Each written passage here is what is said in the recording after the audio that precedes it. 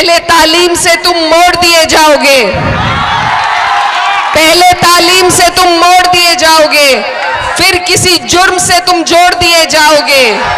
हाथ से हाथ की जंजीर बनाकर निकलो, वरना धागे की तरह तोड़ दिए जाओगे। ये धरती हमेशा क्रांतिकारी धरती रही है। इस देश की हर क्रांति में बिहारी भाइयों का सबसे बड़ा योगदान रहा है।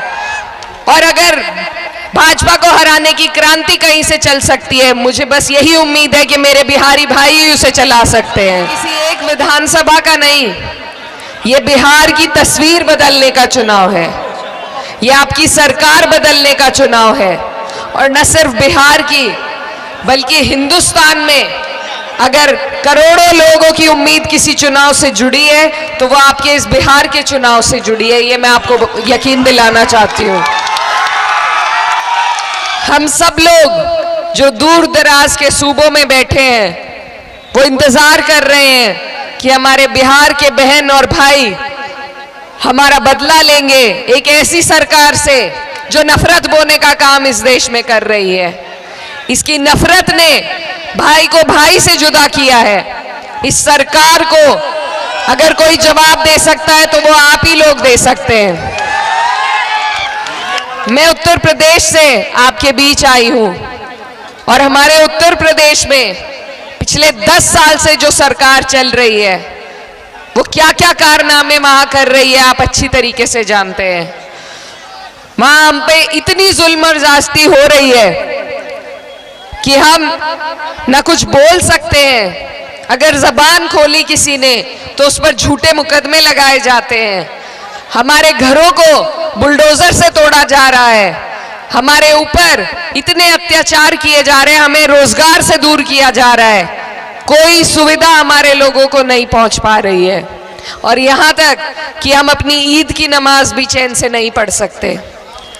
तो ये जो सरकार है भाजपा की, इसने ये दुश्वारी उत्तर प्रदेश में ही नहीं बल्कि पूरे देश भर में चला रखी है।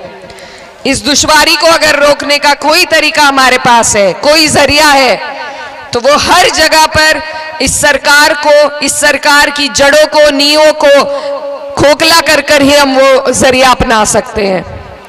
आज आपके यहाँ पर जो सरकार है वो अभी मिली जुली सरकार है। अभी आपने भाजपा का पूर्ण रूप से राज नहीं देखा।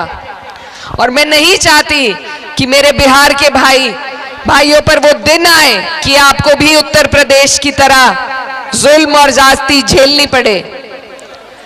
इसीलिए मैं इतनी दूर से आपके बीच में ये पैगाम लेकर आई हूं कि अगर इस बार हमसे चूक हुई, अगर इस बार भाजपा बिहार जीती तो अब की बार वो नीतीश जी को मुख्यमंत्री भी नहीं बनाएंगे, वो खुद सत्ता हासिल करेंगे जैसे महाराष्ट्र में उन्होंने किया।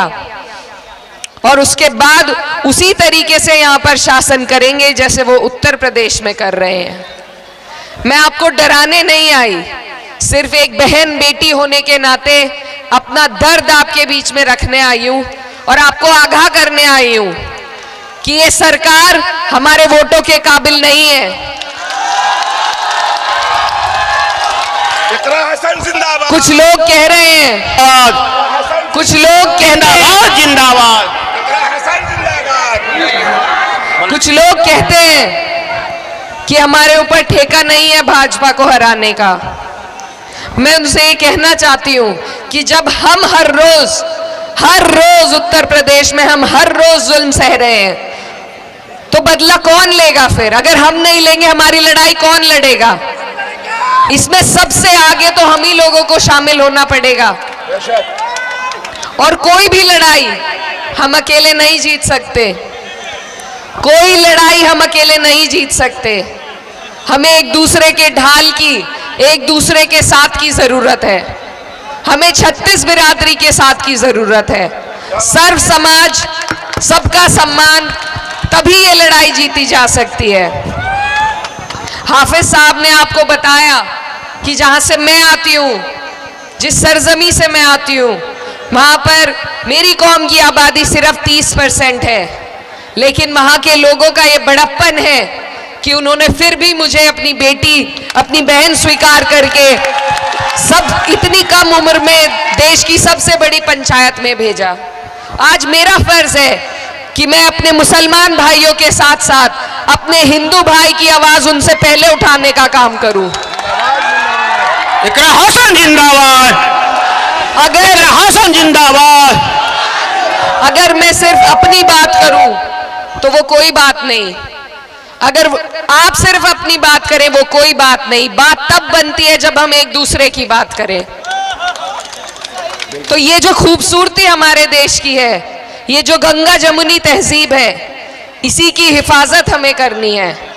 आज हर जगह जहां भी भाजपा आती है, ये बहुत शातिर पार्टी है, ये जगह जगह पर कभी दूसरी पार्टी के इस्तेमाल करके, कभी कोई और हथकंडा इस्तेमाल करके, कभी सत्ता में काबिज सारी मशीनरी का इस्तेमाल करके ये चुनावों को जीतने का काम करती है।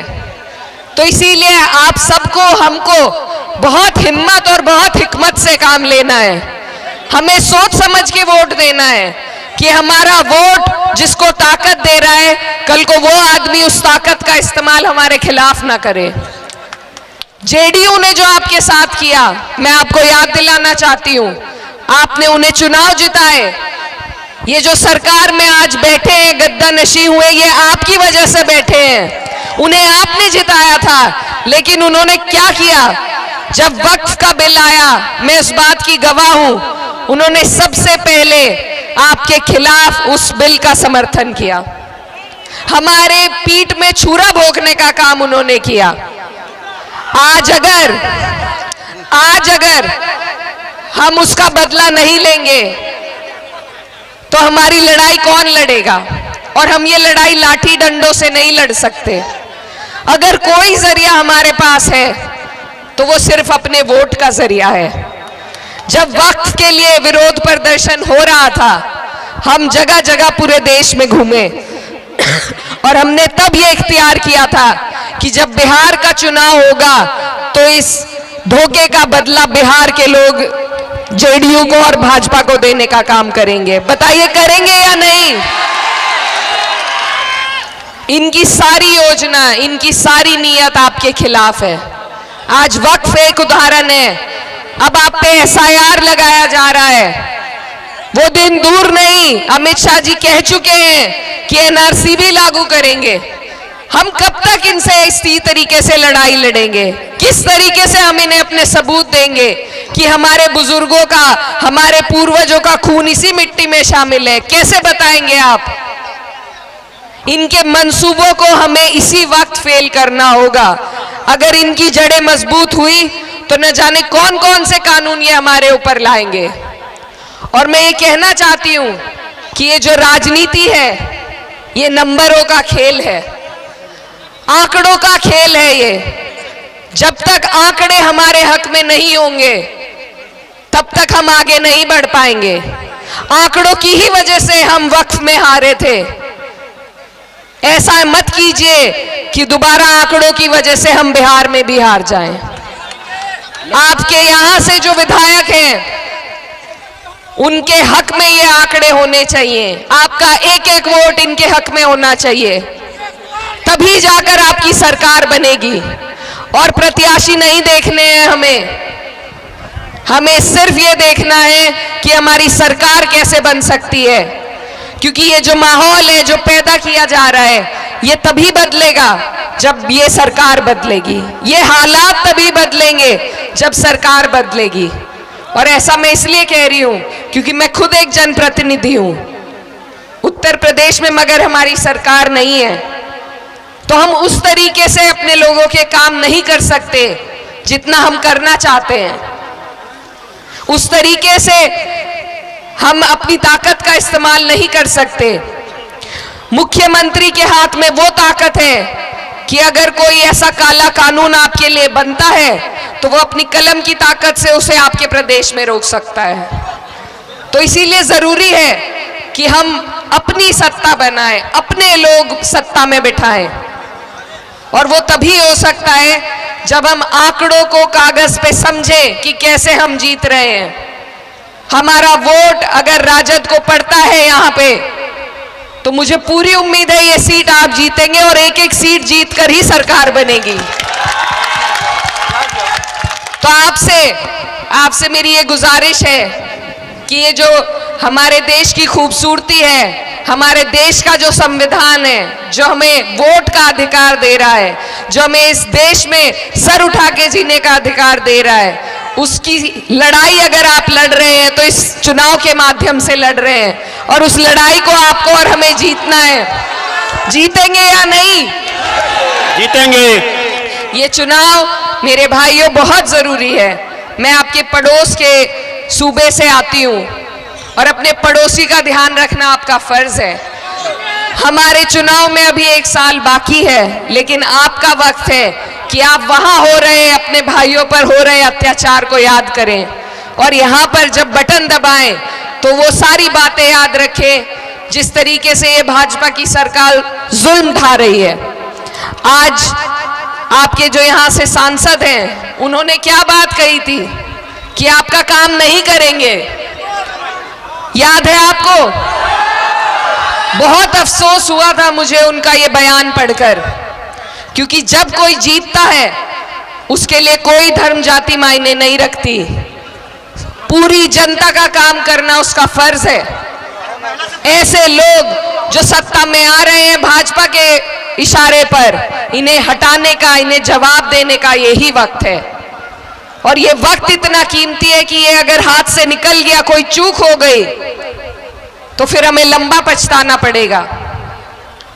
तो मैं इस सारी बातों का आपको यही बस एक चीज कहना चाहती हूं कि आप इन बातों का ध्यान रखें, हिकमत से काम लें, उन्हें चुने जो आपके काम आ सके। और हमारे विधायक जी जिस तरीके से काम कर रहे हैं, जिस तरीके से इन्होंने अपने आवास को आपके लिए खुला कर दिया, जिस तरीके से ये आपकी मदद करते हैं, ऐसे लोगों को अगर हमने बढ़ावा नहीं दिया तो फिर आपके सांसद जैसे लोग ही चुनाव जीतेंगे। ये जो गठबंधन बना है, इसमें सभी सेक्युलर सोच के लोग शामिल हैं। दूसरी तरफ नफरत फैलाने वालों का गठबंधन है। अगर आज सारे नेता हमारे लिए एक मंच पर आए हैं हमारा साथ देने के लिए, अगर आज हमने उन्हें मजबूती नहीं दी, उन्हें नहीं जिताया, कल को हम किसके पास शिकायत लेकर जाएंगे? हमारे पास कोई रास्ता नहीं बचेगा। तो इसीलिए इस चुनाव की गंभीरता आप समझिए। पिछले 2 बार से क्योंकि हमारे वोट कुछ कम पड़ रहे हैं, क्योंकि हमारी सीटें कुछ कम हो रही हैं, तो बार बार भाजपा किसी ना किसी हथकंडे का इस्तेमाल करके सत्ता में आ रही है। इस बार आपको पूर्ण बहुमत की सरकार बनानी है और उसके लिए दुगनी ताकत लगनी है। आज आखिरी दिन है, बीच में सिर्फ 1 दिन बाकी है। 11 तारीख को जिस जोश और जज्बे के साथ आप यहाँ खड़े हैं, उसको आपको वोटों में भी तब्दील करने का काम करना है, तभी ये लड़ाई जीती जाएगी। अपना एक एक वोट आपको बूथ तक पहुंचाना है, अपनी माए बहनों का एक एक वोट आपको बूथ तक पहुंचाना है, तभी ये लड़ाई जीती जा सकती है। और देखिए, मैं फिर कहती हूं कि नफरत फैलाने वालों का जवाब अगर किसी तरीके से दिया जा सकता है तो वो भाईचारे की नींव को मजबूत करके दिया जा सकता है। याद रखिए, जब वक्फ का बिल आया था, हम सिर्फ 24 सांसद थे जो मुसलमान थे, बाकी 208 जो हमारे साथ कंधे से कंधा मिलाकर खड़े हुए वो हमारे हिंदू भाई थे। तो ये देश सेक्युलर था, है और रहेगा, लेकिन उसमें आपके योगदान की जरूरत है। इस देश के संविधान को बचाने के लिए आपके योगदान की जरूरत है। भाजपा बदलना चाहती है, लेकिन अगर हर सूबे में हम उसे हराएंगे तो वो कुछ नहीं कर पाएगी। याद रखिए, अंग्रेजों ने भी इसी तरीके से हम पर राज किया था। उन्होंने भी हिंदू को मुस्लिम से लड़ाकर हम पर राज किया था, लेकिन जब इस देश के लोगों ने ठान ली और एकजुट हुए तो हमने यहां से अंग्रेजों को भगा दिया था। ये नए दौर के अंग्रेज हैं भाजपा वाले, इनको भी इसी तरीके से हराया जा सकता है। जब हिंदू और मुस्लिम अपना हाथ जोड़ ले तो कोई ताकत नहीं जो भाजपा को सत्ता पे बिठा सकेगी। तो ये बातें आपको याद रखनी है। इस भाईचारे की नींव को हमें मजबूत करना है, तभी हमारी आने वाली नस्लों की तरक्की हो पाएगी। और मैं आपको ये कहना चाहती हूं कि आप सिर्फ बिहार के लिए वोट नहीं कर रहे, आप इस देश के लाखों करोड़ों हिंदुस्तानी जो मेरी तरह आपसे उम्मीद और आस लगा रहे हैं कि आप सही फैसला लेंगे, आप हम सबको हिम्मत देने का काम करेंगे, आप उन सब की हौसला अफजाई करेंगे। मैं इतनी दूर से, मेरा कोई लालच नहीं है, मेरा इस चुनाव से कोई लालच नहीं है, मेरी पार्टी भी नहीं लड़ रही, लेकिन हमारी पार्टी आदरणीय अखिलेश यादव जी के आदेश पर और अपनी जिम्मेदारी समझते हुए मैं आपके बीच आई, ताकि आप लोग अपने ऊपर से इस नापाक सरकार को हटा सके। तो हटाएंगे या नहीं? हटाएंगे। और मैं आपसे वादा करती हूं कि जो हौसला उस जीत से हमें मिलेगा, उसी के बल पर अगले साल जब हमारे यहाँ चुनाव आएगा, हम आपकी मिसाल देकर, हम बिहारी भाइयों की मिसाल देकर उत्तर प्रदेश में भी इस सरकार को हटाने का काम करेंगे। ये धरती हमेशा क्रांतिकारी धरती रही है। इस देश की हर क्रांति में बिहारी भाइयों का सबसे बड़ा योगदान रहा है। और अगर भाजपा को हराने की क्रांति कहीं से चल सकती है, मुझे बस यही उम्मीद है कि मेरे बिहारी भाई ही उसे चला सकते हैं। तो ये सारी उम्मीदें लाखों करोड़ों हिंदुस्तानियों की आपके साथ हैं। आपको बस एक काम करना है, चुपचाप लालटेन साहब अपनी सरकार बनानी है, अपना मुख्यमंत्री बनाना है और मुंह तोड़ जवाब देना है भाजपा की सरकार को। मैं जाते जाते आपके बीच से अपने बड़े भाई मुकेश यादव जी के लिए आपसे आग्रह करती हूँ, आपसे विनती करती हूँ कि अपना एक एक वोट लालटेन पर देकर इन्हें यहाँ से जिताने का काम कीजिए। आने वाली 11 तारीख है और हम सब आपकी तरफ आस की निगाहों से देख रहे हैं। पहले तालीम से तुम मोड़ दिए जाओगे, पहले तालीम से तुम मोड़ दिए जाओगे, फिर किसी जुर्म से तुम जोड़ दिए जाओगे। हाथ से हाथ की जंजीर बनाकर निकलो, वरना धागे की तरह तोड़ दिए जाओगे। तो ये बात को याद रखते हुए आने वाली 11 तारीख को बिहार की तस्वीर बदलने के लिए और हिंदुस्तान की तकदीर बदलने के लिए अपना एक एक वोट महागठबंधन की सरकार बनाने के लिए दीजिए। और आप सभी से दुआओं की दरखास्त है। बहुत बहुत शुक्रिया। जय हिंद। अल्लाह। जीत का माला पहना दिया जाए मैडम, हमारे विधायक जी को जीत का माला अपने हाथ से पहनाया जाए, जीत का माला पहना दिया जाए। सब लोग साइड हो जाइए। सभी जिम्मेदार लोग जो मंच पर उपस्थित हैं, आप सभी का भी मैं शुक्रिया अदा करती हूँ, खैर मकदम करती हूँ। जावेद साहब जहां भी है मेरे नजदीक आ जाए। नहीं है तो आप सब लोग आज जिस बात के लिए यहाँ इकट्ठा हुए हैं और हम जिस मकसद के लिए आपके बीच में आए हैं, वो बहुत जरूरी बात मैं आपके बीच में रखने के लिए आई हूँ कि आपका जो चुनाव है, ये आने वाली 11 तारीख को जो चुनाव है आपका, ये बहुत बहुत जरूरी चुनाव है।